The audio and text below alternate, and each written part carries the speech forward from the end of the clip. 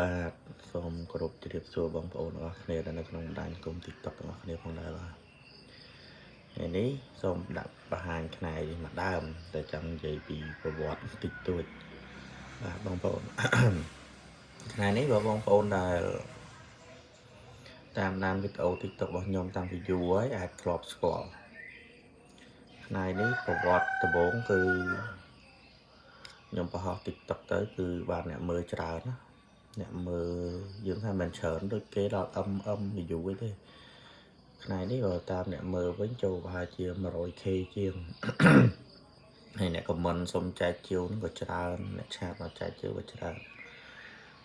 ថ្ងៃនេះដំបូងខ្ញុំដាក់ចែកជាមួយនឹងព្រះសីវលីដែលខ្ញុំឆ្លាក់ចេញពីថ្លើមថ្មរបស់ពុកខ្ញុំចែកឲ្យនេះខ្ញុំដាក់អញ្ចឹងហើយមានអ្នក view ច្រើនណាបាទក្រោយមកក៏ខ្ញុំជឿទៅឲ្យបងប្រុសម្នាក់តែស្គាល់ខ្ញុំដែរនៅក្បែរភូមិខ្ញុំម្លងព្រះប្រហែល2ភូមិបាទហើយថ្ងៃនេះគាត់យកទៅគឺគាត់មកយប់ឯងគាត់ថាគាត់ទៅយកទៅដល់ផ្ទះភ្លាមគាត់ទៅសពឃើញកូនជ្រូកនឹងស្អាតច្រើនណាមកវងគាត់ថាមកបលែងលេងជាមួយគាត់ដូចជាដាស់តឿនគាត់ឲ្យជួយរកស៊ីនឹងដូចជាមកជួបគាត់នឹងដើម្បីបើកផ្លូវរកស៊ីឲ្យគាត់មានមុខរបរត្រឹមត្រូវមានមុខរបរល្អហើយជួយតាមថែសារគាត់ឲ្យខ្នងណាបាទគាត់ប្រាប់ចឹងហើយគាត់ថែរក្សាទុករហូតទៅតែមិនដឹងជាស្រាប់អីល្ងាចមិញហ្នឹងគាត់មកដល់ផ្ទះខ្ញុំគាត់ថាគាត់ចង់ចែកជាវវិញហើយក្រោយមកទៀតគាត់ប្រាប់ទៀតកន្លងបកក្រោយបន្តិចមក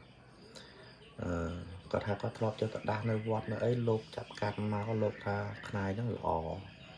មានវិញ្ញាណល្អតាមថែរក្សាបាទតែប្រាប់តែល្ងាចមិញហ្នឹងមិនដឹងថាគាត់មានបញ្ហាអីមួយខ្ញុំអត់យល់ដែរគាត់ថាមកសុំចែកជាវវិញតែគាត់ថាចែកជាវទាំងទឹកភ្នែកឲ្យវិញមកព្រោះគាត់ឆ្លាញ់ណាថ្ងៃនេះតែខ្ញុំមិនដឹងថាគាត់មានបញ្ហាអីដែរយើងអត់ដឹងដែរណាថាបញ្ហាអីតែចែកជាវហ្នឹងចំពេលដែលខ្ញុំមាននិស្ស័យខ្ញុំមានបច្ច័យដែរអញ្ចឹងក៏ខ្ញុំចែកជាវយកមកវិញមកហើយប្រវត្តិផ្នែកនេះគឺខាងអូសោមពិតបងប្អូនបានខាងទឹកដីអូក៏3ងាប់គឺខ្ញុំម្ចាស់គេមានមកគូគេជាវខ្ញុំមួយបាទថ្ងៃនេះក៏ហូតថ្នោលបងប្អូនបាទចុះបើគិតតាមនិស្ស័យទៅថ្ងៃនេះនិស្ស័យមកនៅជាមួយខ្ញុំវិញអត់ចង់ចេញពីខ្ញុំ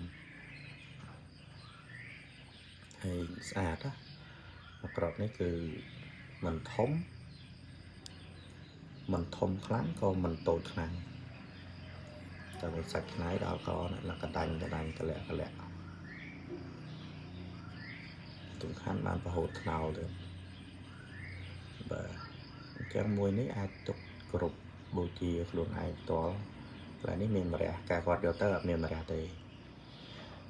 តែសំខាន់យប់មិញនេះខ្ញុំយកមកខ្ញុំនិយាយសពដូចគាត់ចឹងដែរបាទអញ្ចឹងក្រោកឡើងពីព្រឹកមកចាំយល់សពនឹងហើយមកធ្វើវីដេអូទាំងព្រឹកប្រើដែរចែកជូនបងប្អូនមើលទស្សនា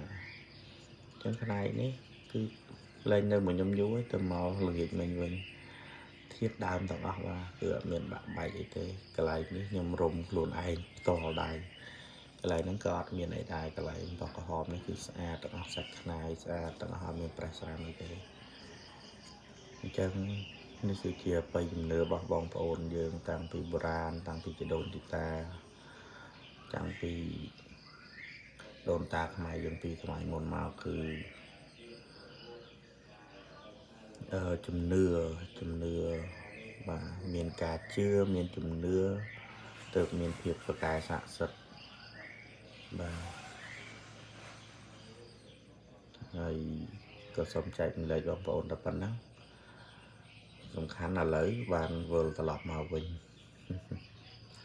ហ្នឹងហើយបងប្អូនណាចឹងបងប្អូនមើលទស្សនាដោយរីករាយនឹងទស្សនាដោយមានភាពជំនឿថាខ្មែរយើងរបៀបម៉េចអីរបៀបម៉េចបាទមិនសូវមានម្រះច្រើនទេបងប្អូនអើយខ្មែរយើងមិនមានទេ បើមានម្រះច្រើនមានម្រះក្តាំងគឺក៏គេមិនជាវដែរជាវក៏ជាវក្នុងថ្លៃមួយតែថ្លៃនេះរហូតថ្នោ